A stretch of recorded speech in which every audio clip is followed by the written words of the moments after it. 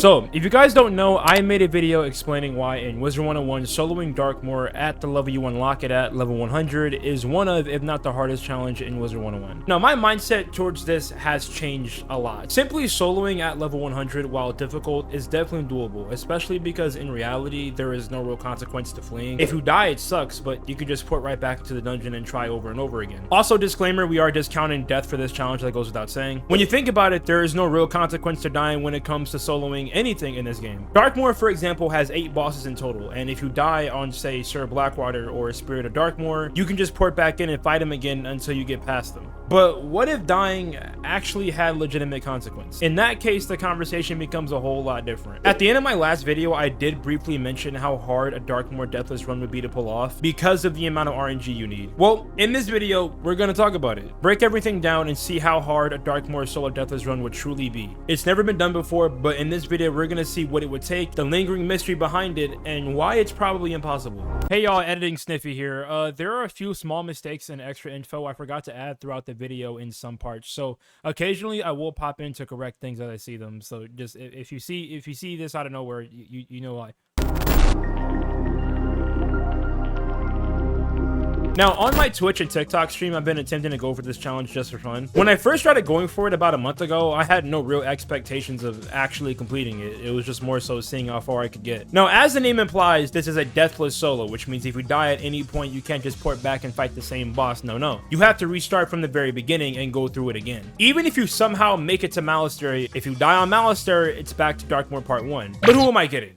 Getting to Monastery is already an issue. So I personally have solo Darkmoor at level 100 on my ice. Of course, it wasn't deathless, but I pulled it off nonetheless. My method for soloing the first time around relative to what I know now was very sloppy in nature. And even since my last Darkmoor video, there are a lot of things that I've discovered that I need to mention in this video. Firstly, gear changes. Now, I've been attempting this Darkmoor deathless solo on my fire. And like I said originally, when I first started, I didn't have any high expectations. It was more so just seeing how far I could go without dying. But after some close calls, I started taking the challenge seriously, and boy, do we have a lot to talk about. So let's go through the bosses again, explain the process, and also explain the biggest mystery with this challenge. Let's start with, of course, the gear setup. The main gear that I used for this Darkmoor challenge is actually the new Chrysalis crafted gear. Reason being is because it has school pins, which allows me to put in a bunch of life crits, so when I heal, my heals will do a lot more because of the new crit system. So I run the Chrysalis crafted hat with some life crit pins. For the robe, I just run the Malister robe. I also did craft the Chrysalis robe with more life pins, but it doesn't give us much HP as the Malister robe. Also, it's missing pip chance, so the Malister robe still reigns supreme for this one. For the boots, I'm rocking more Chrysalis crafted with more life pins.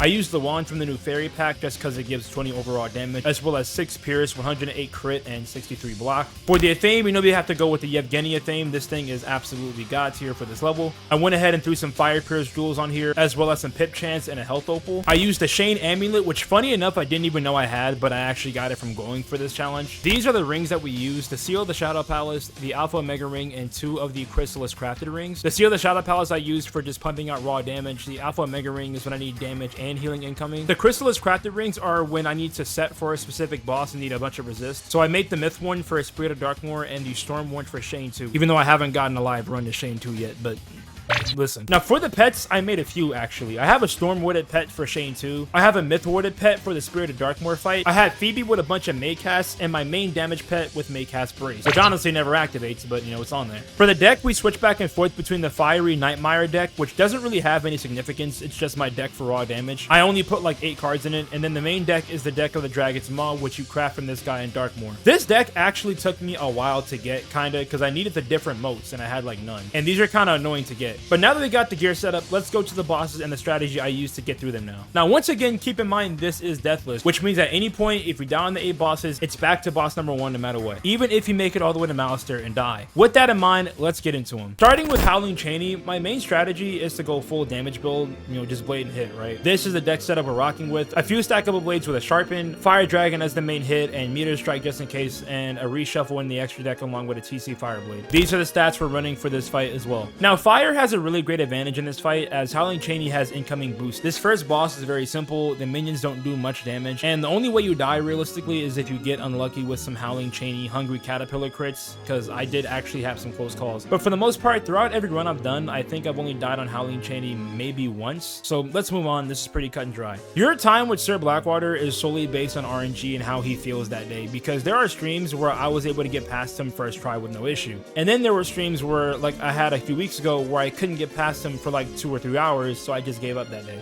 The main reason being is, of course, the minion pool, which if you remember, it can either be the Darkmoor Serfs or the Darkmoor Squires, or a mixture of the two. I did mention this in my last video, but to put it simply, you want the Darkmoor Serfs because the Darkmoor Squires have Virulent Plague, which they almost always use. Now, you can obviously use Empower to get rid of it, but sometimes they'll actually Death Bespell you on top of a -40, which means you have to waste 2 turns getting rid of Empower to get rid of the -40. The first 5 turns of this fight are the most important, and is where most of the strategy is relying on. Also, this is the deck setup we're rocking with, as well as the gear setup. On turn 1, I try to go for a Furnace and or Wildfire. Turn 2 is going to be a Wildfire or Furnace, whichever one you haven't activated yet. Quick reminder that we cannot Blade at all in this fight because of his cheat, which removes Blades as soon as you cast them. On turn 3, ideally you want to go ahead and hit with Fire Dragon, but this will vary if you get -40 or not, because a lot of times you will, but on some occasions you won't, so it depends. Sometimes you will have to Empower on turn 3 instead of hitting, or sometimes you might have to back-to-back Empower if you got Death Bespelled into a -40. But let's say you get perfect minion RNG. You can go ahead and Fire Dragon on turn 3. On turn 4, ideally you want to swap your Furnace Aura for a Fortify, and then the moves you make on turn 5 and onwards are solely based on what position you're in at this point in the match. If you got hit a lot in those first 4 turns, then healing is probably the best option, but if the enemies were kind of docile mostly, then you can start setting up the big hit. Also, keep in mind you want to make cast Heal Pet for this, as this will potentially add extra sustainability. Now, in our case for today, our secret weapon for this fight is Backdraft. Backdraft is actually similar to the strategy that Kane used in his Storm run, where he used Supercharge. Empowerment can also come in handy here, as what I sometimes like to do is use Empowerment right before the life interrupt cycle happens, because Sir Blackwater will cast a 65% Sanctuary, meaning you could heal with Satyr for a crap ton and get a pit back, while simultaneously, softly setting up your Backdraft play, which will inevitably take all your pips. Once you're stacked on pips and you're in a comfortable position, you can go ahead and lay down the Backdraft. Once done, you can stack a few more Fire Traps and go for game with King Artorias. And just like that, Darkmoor Part 1 is complete. Now, on to Darkmoor Part 2. We have 3 bosses in here: Octane Wormcrawl, Spirit of Darkmoor, and Shane Von Shane. Octane is up first, and he is fairly simple. This is the deck setup we're going with for him and the gear setup. His main cheat is kind of like Sir Blackwater's, where if he Blade, he steals it, so the strategy here is to, of course, trap stack. Now, what I like to do is stun block turn 1, because the minions are all Storm and spam Stormlord for some reason. If you're going from second, well, you're just going to have to eat a stun anyway, I guess. What I usually do for this fight is stun block turn 1 or eat a stun turn 1. They're basically the same thing when you think about it. If I draw properly, I like to Furnace right into a Fire Dragon, then go into a Sanctuary. Now, occasionally this fight can get dicey because the minions will spam Wild Bolt and or Insane Bolt at low pips. Sometimes, however, you'll get lucky and they just kill themselves though. Now, assuming your pet Maycast heal hasn't triggered, the Sanctuary into a heal will be more than enough to keep you in a good spot in the fight, and the overtimes from the Fire Dragon usually kill the minions, leaving you in a 1v1 against Octane. Of course, you're gonna have to Prism at some point after the damage overtimes from the Fire Dragon are up, and also obviously at any point if you get dangerously low in health, go ahead and Satyr when necessary. You should have multiple Satyrs in the extra deck, that goes without saying. Remember, because Sanctuary is up, your heals are going to be very beefy no matter what. And once trap stacked pretty well, you can go for game with your King Art. On to Spirit of Darkmoor, and this is where things can get real bad real quick. We talked about Spirit of Darkmoor's main cheats and cheat cycles in the last video, but one thing I didn't go much into in that video was her card pool. One thing I forgot is that she actually has Earthquake, which at any point in the middle of the fight, if you're Blade stacked, Earthquake sets you back a lot. She also has pre-nerf Efreet, which is essentially a big hit with a bad juju attached on. Now, there is an out for this, specifically the spell Storm Beetle, the TC version, which when you cast this against Spirit of Darkmoor, not only would it get rid of the -90, but it won't trigger Spirit of Darkmoor's Blade cheat, which is when you blade yourself, she will put a damage overtime on you, which does definitely hurt. You just have to make sure you don't fizzle, because Storm 70%, it's terrible. But also keep in mind, when you trap against her, she deals 1000 damage as well. Now, to bypass her trap cheat, I thought about using something like, say, Brimstone or Fire Beetle, but because you're prisming in this fight, you might as well just use that turn of Prism instead, and then just face tank the trap cheat while trying to actually trap stack. But also keep in mind that her trap cheat doesn't activate when when you prism. It's only when you actually, use traps. I just want to point out that I actually haven't tested Fire Beetle or Brimstone. I'm not sure if those spells will actually trigger her trap cheat or not. I just automatically assume when writing the script for this video that because Storm Beetle doesn't trigger her blade cheat, I figured maybe like Brimstone or Fire Beetle won't trigger her trap cheat. I actually haven't tested this, so you guys can let me know if it works or not. A big discovery I found though was that while Spirit of Darkmoor does have a cheat that revives her minions if killed at the same time, this can actually be bypassed if they die to damage overtime, meaning if you Fire Dragon and the dot is what kills them, she won't use Eternal Leviathan to revive them. Knowing this, we could go for an early minions kill, then just 1v1 Spirit of Darkmoor from there. It's still tough from there and you're not out of the clear, but it's a lot easier when you don't have an extra 3 myth mobs breathing down your neck. So with that being said, this is my gear setup for this fight, as well as my deck setup, and these are the stats. Now my strat for this fight kind of depends on if I'm going first or second. If I'm going first, I would simply Furnace or Wildfire, then Fire Dragon on turn 2, and the dots will finish the job. If I'm going second, I will actually stun block, then Furnace, and then Fire Dragon on turn 3. The reason why is because the spells that the minions have that stun require 8 and 9 pips. However, they only start the fight off with 6 or 7, meaning that you will never get stunned on turn 1. So if you're going first, you might as well set up and go for Fire Dragon on turn 2, because you can get off your hit before any stuns come your way. If you're going from second though, stun blocking turn 1 is the safest option, because sometimes the minions just won't hit turn 1 and or they'll fizzle. Then turn 2, they will come in with the Basilisk or Medusa, so it's better to play it safe in that regard. Then on turn 2, you can Furnace, and turn 3, you can Fire Dragon. Now from there, you can Fortify and get some heals rolling, because by then, Spirit of Darkmoor was probably doing some damage. Then at that point, the strategy is to obviously sustain yourself, give yourself enough openings to trap stack and stack 2 or 3 blades. Because for this fight, I'm going in heavily myth warded, trap stacking isn't as bad, because her trap cheat won't do as much damage. It will do around 600-ish. Now, Spirit of Darkmoor only has 14k HP, meaning realistically you don't need an incredible amount of setup, just enough to get the job done. Once again, punch the boss with King Artorias after some stacking, and Spirit of Darkmoor should be out of the way. Alright, we are now at Shane Von Shane, the boss that stands in our way from getting into the graveyard. This is the deck setup we are going with, and the gear setup, and the stats. For this fight, I opt for going full damage build, because healing in this fight kind of sucks. Now, you can kind of bypass it by setting up Sanctuary and stuff like that, and you'll end up healing more than his cheat does naturally, but I'd rather just kill them before they kill me. In terms of the minions, we're also dealing with the Darkmoor Gargoyle. We're also dealing with the Darkmoor Gargoyles or the Darkmoor Serfs, which are of course also both annoying. We aren't stun blocking here simply because we need to hit the boss on turn 1, and in this fight I would rather take the risk and set up for Fire Dragon instead. I go for Link on the boss on turn 1, which of course will make sure that Shane's cheat cycle doesn't activate, and it gives me a tiny heal too. Hope to the heavens that the Darkmoor Gargoyles don't stun, and set up a Furnace and Wildfire and go for Fire Dragon on turn 4. The minions should die, and the overtime from Fire Dragon will allow you to blade up a bit and set up your win condition. Now since we are fire, we can't use Link anymore past turn 1 as we're stacking fire blades and fire traps. So we have TC Death Bats ready to go to give us some breathing room. By the time the Death Bat overtime damage ends, you should have enough setup to go for game. And just like that, Darkmoor Part 2 is complete. Now, those boss fights that I mentioned just now, while definitely doable deathless, a lot of it is RNG reliant. Do not forget this. Sometimes you just won't draw the card you need. Sometimes the minions are complete assholes. Sometimes the boss is a complete asshole. Overall, what I showed was just a general overview of what a smooth run would look like against these bosses with good RNG. Things can and will definitely go wrong if you attempt this challenge, and like I said earlier, dying kind of sucks because it's back to the start if you do. With that being said though, it's time to get into the reason why I'm making this video. The graveyard is of course the final part of Darkmoor, with the final 3 bosses being Yevgeny Night Creeper, Shane Von Shane 2, and Malistaire the Undying. This is where the mystery comes in. Yevgeny.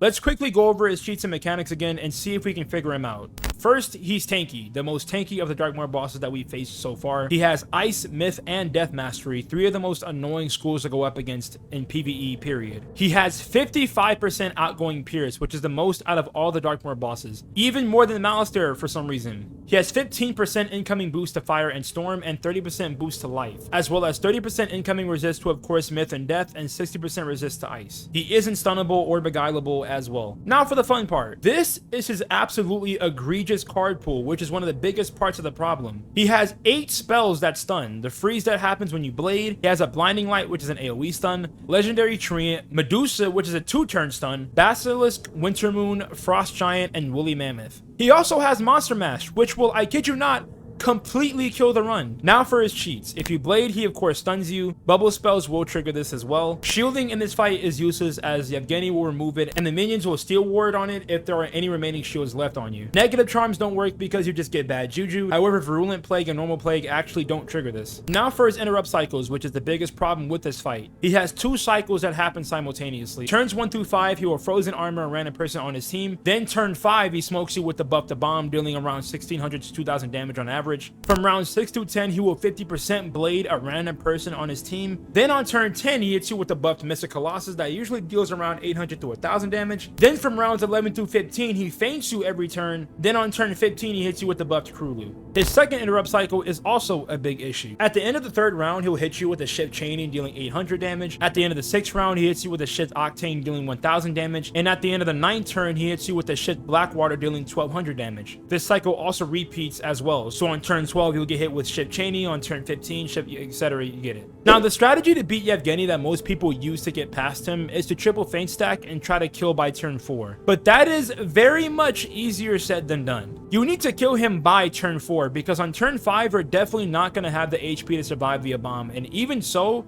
Yevgeny smokes you with shift octane right after that anyway, so the best way to deal with him as far as we know is to triple feint stack and hit. Let's go through all the stuff that can go wrong with this strategy. Number 1, you get stunned turn 1 by Yevgeny. Number 2, he monster mashes you, meaning you get beguiled, meaning you can't feint for a turn and you're screwed. Number 3, a really stacked frozen armor shield ends up on Yevgeny and it completely ruins your damage and you can't kill. Number 4, you simply die before hitting. Number 5, the minions tower shield Yevgeny and it completely kills your damage. Number 6, the minions frozen armor Yevgeny and it completely kills your damage. Number 7, you miss crit. Number 8, your crit gets blocked. Number 9, the minions stun you with frost giant. Number 10, you get crit blocked without the crit block animation even showing because that's a thing for some reason. Number 11, for some reason the minions will not hit, save up 10 pips, cast Lord of Winter, and take one of your pips off, and now you're a turn behind. Number 12, your game crashes. Overall, this boss has way too many layers and factors to take into account for anyone to come up with any sort of consistent strategy for him. But that, of course, didn't stop me and my community from brainstorming for some time. We actually came up with some interesting ideas, but pretty much a lot of it proved to be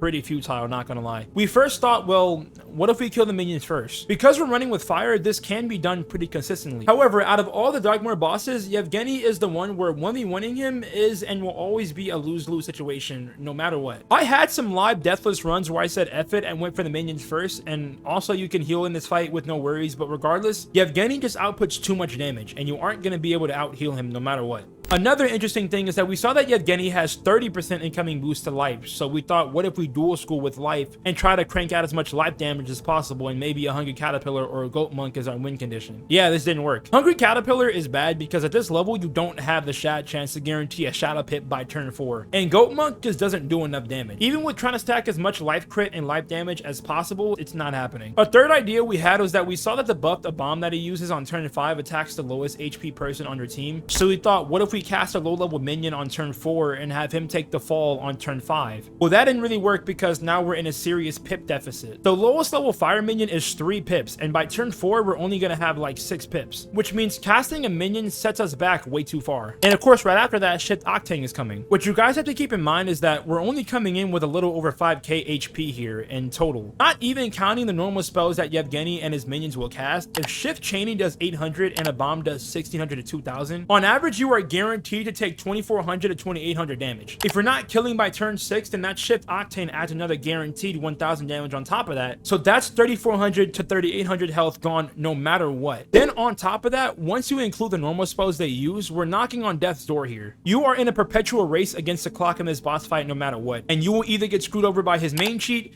his secondary cheat, or Yevgeny's normal spells. This is the absolute roadblock of this challenge, and is why I don't think this challenge will be beaten anytime soon. And even if you're able to get past Yevgeny, you still have to deal with Shane 2 and Malistaire. Now, while both those bosses aren't as ridiculous, it would be insanely painful to somehow get past Yevgeny and get all the way to Shane or Malistaire just to die in the end. Then it's all the way back to part 1 and it's back to being stuck on Yevgeny again. But let's say you do somehow get past Yevgeny. What would it look like from there? Now, in this scenario, you are in a live run, meaning that for the Shane 2 fight, you are going to have to play pretty passively. I would opt to use a strategy similar to what Kane used in his Storm solo, going in with a TC Sanctuary strat and going in super Storm Warded. Unlike Shane 1, where you can go full damage and take the fight fast. For this, I will do the exact opposite and slowly but surely set up a one-shot kill, while of course using Death Bats, Link, etc. to keep the cheat from activating. On Malister, I would go with the same strategy of getting rid of the minions in the first 4 turns, then just 1v1ing Malister from there. Once you get Sanctuary up in this fight comfortably, it becomes way less stressful. Then from there, it's a slow and steady race to the finish line. Mostly trap stacking and knocking him into a shadow form without doom and gloom because we're one-shotting anyway, so we might as well just let him get his full HP back. Heavily trap stacking again in a shadow form and going for game, while also keeping track of Malister's cheat cycle and making sure to heal at the proper times, etc. All of that, of course, is easier said than done though, and like I said, at any point things can just go absolutely wrong. Malister also has a minion pool problem, where if you pull the Ice Draconians or the Myth Draconians, getting rid of them early becomes an issue because of course they have access to stuns. But like I said, who am I kidding? You're not even getting past Yevgeny. As of right now, there is no consistent strat for this, it seems. The other 7 bosses in Darkmoor can follow some form of strategy for the most part and are definitely doable in a live run. But Yevgeny is a whole different beast in itself. Also, like I said, keep in mind, this isn't even taking into account the things that can go wrong on all the other bosses. But this boss right here, as of right now, is a mystery that needs to be solved. I'm delusional, so bear with me. But somewhere out there, there is a consistent strat to beat him, and if so, what could it possibly be? I'm genuinely curious to hear you guys' thoughts in the comments and see if maybe you guys can come up with something that I didn't even think of yet.